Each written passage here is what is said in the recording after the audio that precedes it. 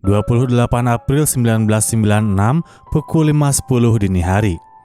Di tengah suasana Idul Adha yang seharusnya penuh sukacita, bangsa Indonesia justru dikejutkan oleh kabar duka wafatnya Ibu Negara Siti Hartinah Soeharto atau yang akrab disapa Ibu Tin. Tak ada tanda-tanda sakit sebelumnya, semua terasa begitu mendadak.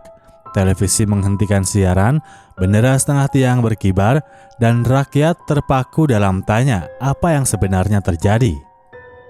Versi resmi menyebutkan Ibu Tin wafat karena serangan jantung, tapi di balik itu muncul desas-desus yang lebih gelap, dari isu baku tembak antara anak Soeharto hingga kutukan Nyi Roro Kidul yang konon datang menagih janji.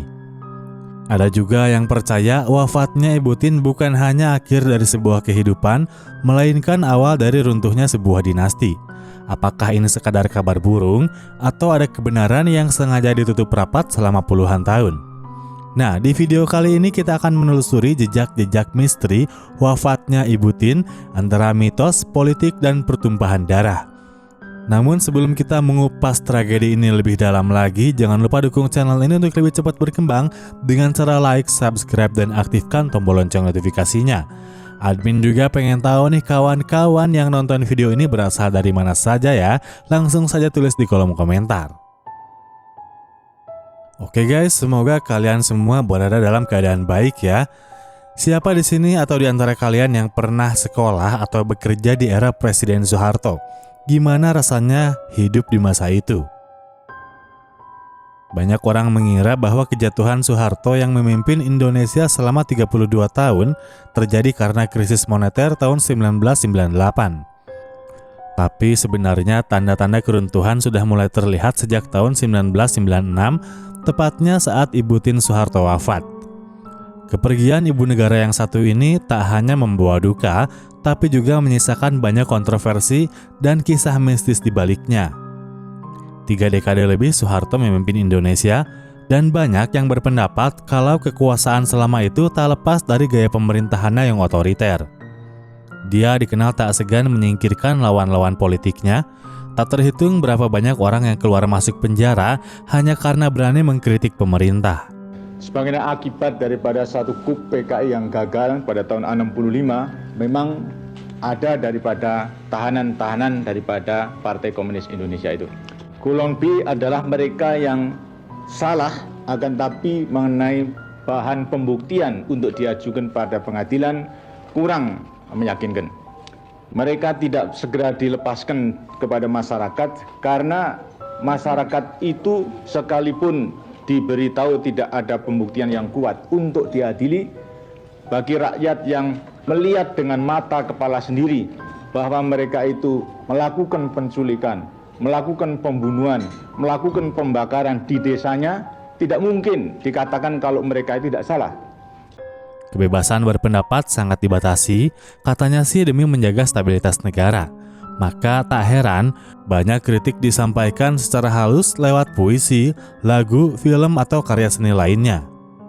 Di mana-mana moncong senjata, berdiri gagah kong kali kong dengan kaum cukong.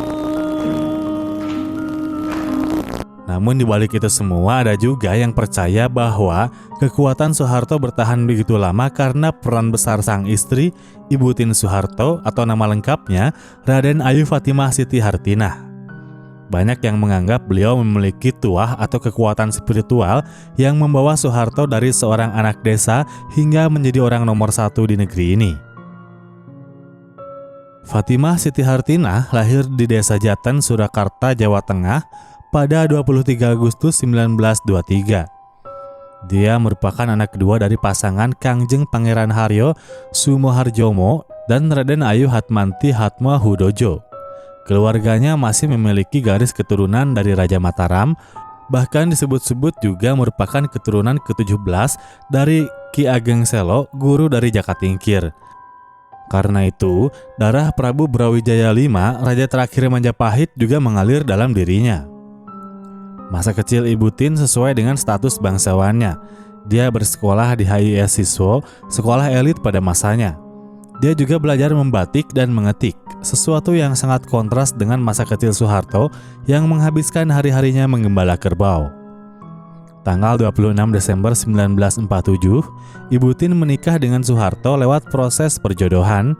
Saat itu Soeharto menjabat sebagai perwira di Kostrad.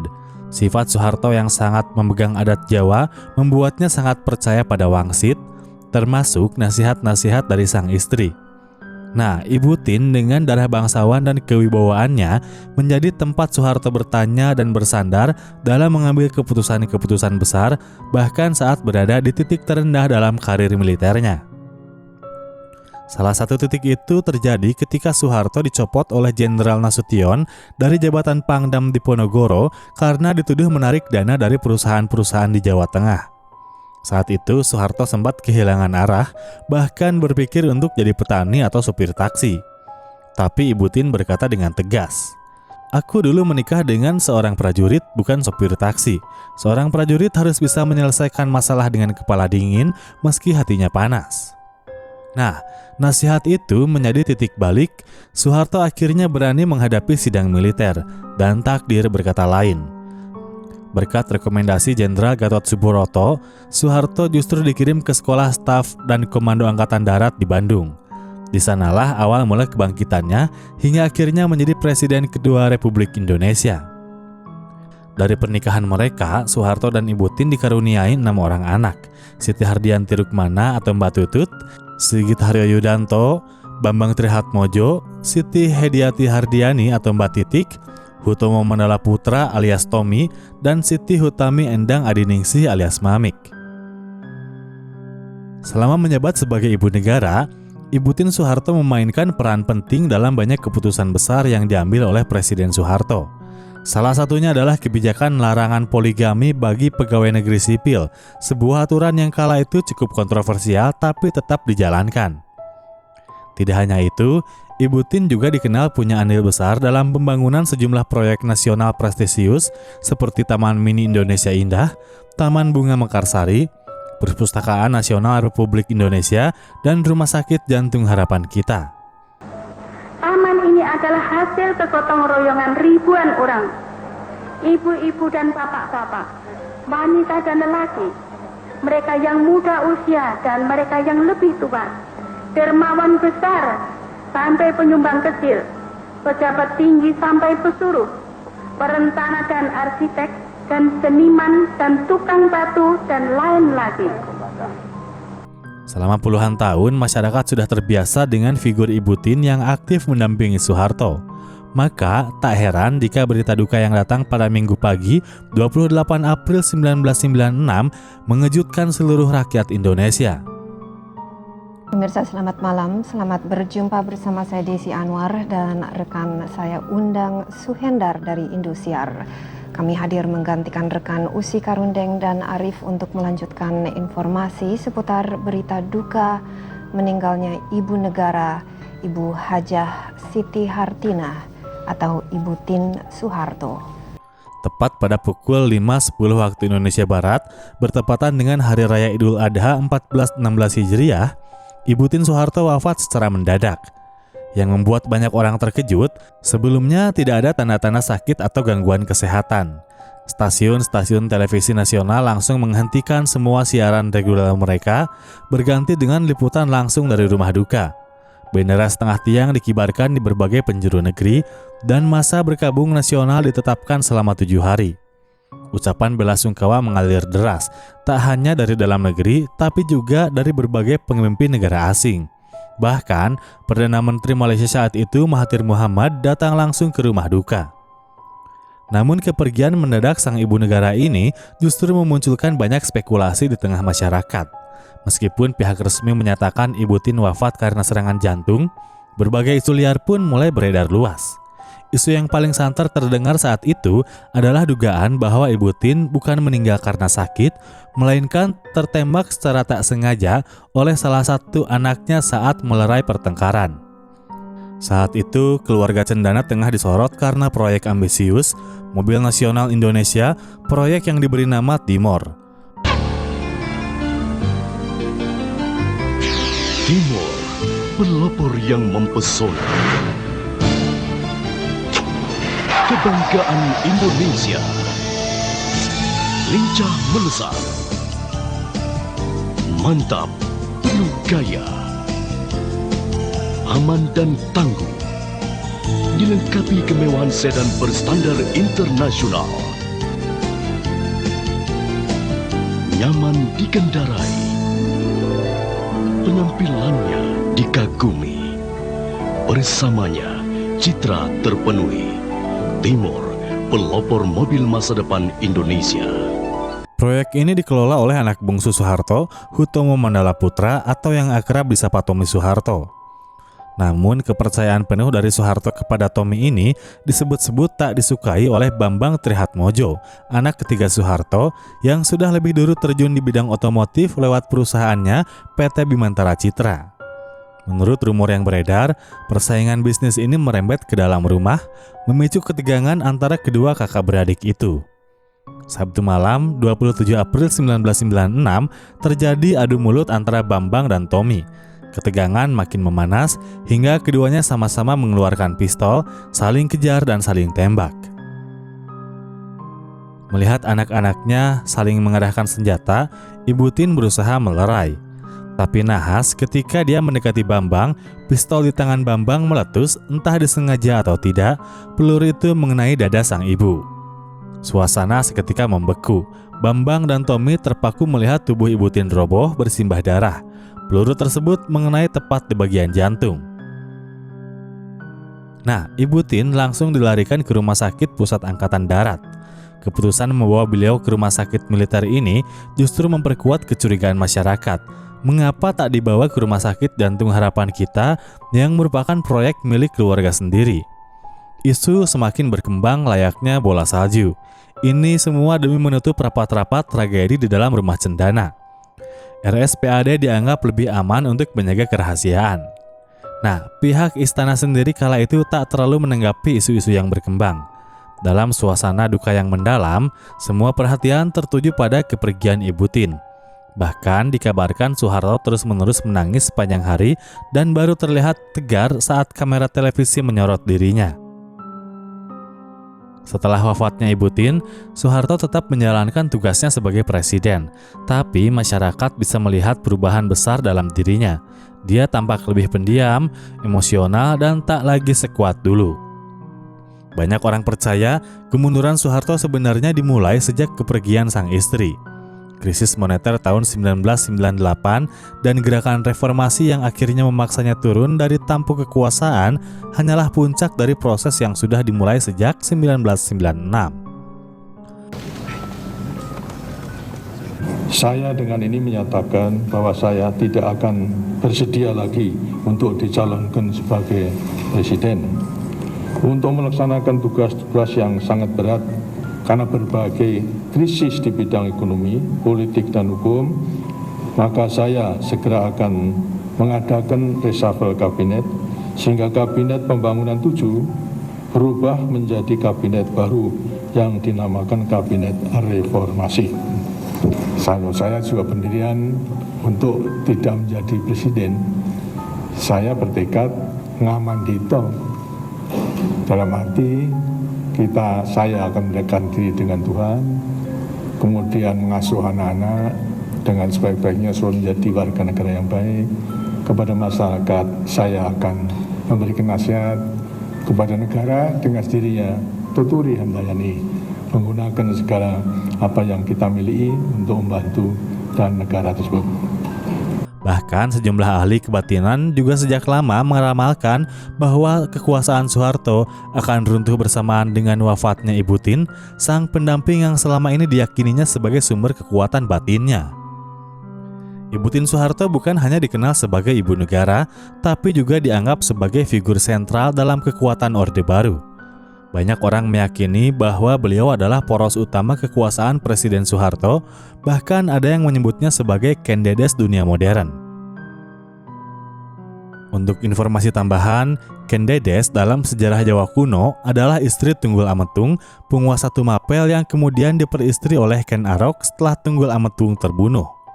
Menurut ramalan, kekuatan Ken Dedes akan menjadi raja-raja di tanah Jawa. Keyakinan yang sama pun melekat pada sosok Ibu Tien. Dia diyakini memiliki wahyu keprabon, sebuah restu gaib bahwa siapapun yang jadi suaminya akan menjadi sosok penguasa. Soeharto pun dipercaya mendapatkan kekuasaan berkat wahyu keprabon tersebut. Namun, konon wahyu keprabon akan hilang ketika pemiliknya, dalam hal ini Ibu Tien, meninggal dunia. Maka tidak heran banyak ahli kebatinan yang percaya bahwa berakhirnya kekuasaan Soeharto sesungguhnya dimulai sejak tahun 1996, tepat saat Ibu Tien wafat. Krisis moneter dan lengsernya Soeharto di tahun 1998 hanyalah akhir dari cerita panjang yang sejatinya sudah ditutup sejak kepergian sang istri. Yang menarik, sebelum wafat, Ibu Tien sempat menyampaikan pada Soeharto agar tidak mencalonkan diri kembali sebagai presiden. Soeharto saat itu mengiyakan, tapi kenyataannya dalam sidang umum MPR 1998, Soeharto tetap maju kembali. Presiden terpilih berdasarkan ketetapan MPR RI nomor 4/MPR/1998 tentang pengangkatan Presiden Republik Indonesia, maka berdasarkan pasal 9 Undang-Undang Dasar. Banyak yang menduga keputusan ini didorong oleh para koleganya yang kemudian justru berbalik arah dan menekan Soeharto untuk mundur saat krisis memuncak. Ya, begitulah memang dunia politik, tak ada kawan abadi, tak ada musuh sejati, yang ada hanyalah kepentingan. Selain isu yang menyebut Ibu Tien wafat karena tertembak saat melerai pertengkaran antara Tommy dan Bambang, ada pula kisah lain yang berkembang meski kurang populer, yaitu soal kutukan Nyi Roro Kidul.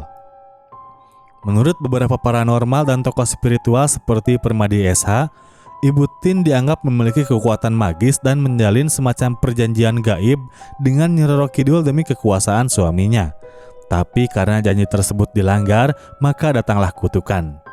Kutukan itu disebut-sebut tidak hanya menyebabkan wafatnya Ibu Tien, tapi juga membuat Soeharto lengser dan anak-anaknya jatuh satu persatu. Fakta bahwa Ibu Tien wafat tepat di Hari Raya Idul Adha, hari di mana umat Islam memperingati kurban, menambah simbolisme bahwa dia menjadi tumbal dari kekuasaan yang dibangun. Isu-isu liar ini pada awalnya tak ditanggapi oleh keluarga Cendana. Namun karena rumornya terus berkembang dan membuat masyarakat penasaran, akhirnya mereka pun angkat bicara. Pak Harto menjelaskan secara rinci dalam bukunya. Mbak Tutut juga sempat menyampaikan klarifikasi lewat media. Berikut adalah kronologi resmi wafatnya Ibu Tien. Jumat sore 26 April 1996, Presiden Soeharto sedang memancing di perairan Anyer bersama rombongan. Anehnya, dia hanya mendapatkan 2 ekor ikan, sesuatu yang jarang terjadi dan dianggap sebagian orang sebagai pertanda. Karena cuaca memburuk, rombongan Soeharto lalu berpindah ke kapal TNI Angkatan Laut yang lebih besar. Keesokan harinya, Sabtu pagi, beliau kembali ke Jakarta. Sementara itu, Ibu Tien di hari yang sama sedang mengunjungi sentra pembibitan buah Mekarsari. Melihat banyaknya taman yang berbuah, Ibu Tien terlihat sangat senang dan bersemangat. Namun dia lupa bahwa dokter telah memperingatkannya agar tak terlalu lelah karena memiliki riwayat penyakit jantung. Sabtu malam, Ibu Tien terlihat banyak beristirahat di rumah. Lalu pada minggu dini hari 28 April 1996, sekitar pukul 5 pagi, dia tiba-tiba mengeluh sulit bernapas. Soeharto bertanya, apakah dada ibu sakit? Ibu Tien menjawab, tidak, hanya sulit bernapas. Nah, Soeharto pun segera memerintahkan ajudannya menyiapkan ambulans ke RSPAD Gatot Subroto. Dalam ambulan itu, selain Ibu Tien dan Pak Harto, ada juga Tommy dan Sigit. Sampainya di rumah sakit, tim dokter kepresidenan langsung bertindak, namun takdir berkata lain. Ibu Tien menghembuskan napas terakhirnya pada pukul 5.10 pagi. Ya, begitulah kronologi yang disampaikan oleh pihak keluarga Cendana. Namun tetap saja publik bebas untuk mempercayai versi manapun. Ada yang meyakini versi medis dan resmi, ada pula yang masih mempercayai teori konspirasi entah karena logika, kepercayaan budaya atau sekadar rasa penasaran yang tak pernah padam. Lalu bagaimana dengan kalian? Percaya bahwa Ibu Tien wafat karena penyakit jantung? Atau justru yakin ada misteri besar di balik kepergiannya? Langsung saja tulis pendapat dan jawaban kalian di kolom komentar ya guys. Dan ini juga menjadi akhir dari video episode kali ini. Thank you buat kalian yang udah nonton video ini sampai selesai. Jangan lupa like, subscribe, dan aktifkan tombol lonceng notifikasinya. Akhir kata, gue Eka, sampai jumpa di video selanjutnya.